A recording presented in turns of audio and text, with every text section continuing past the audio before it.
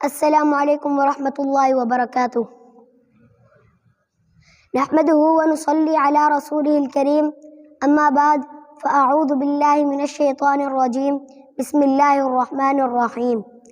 قد افلح المؤمنون الذین هم فی صلاتهم خاشعون والذین هم عن اللغو معرضون والذین هم للزکاة فاعلون والذین هم لفروجهم حافظون۔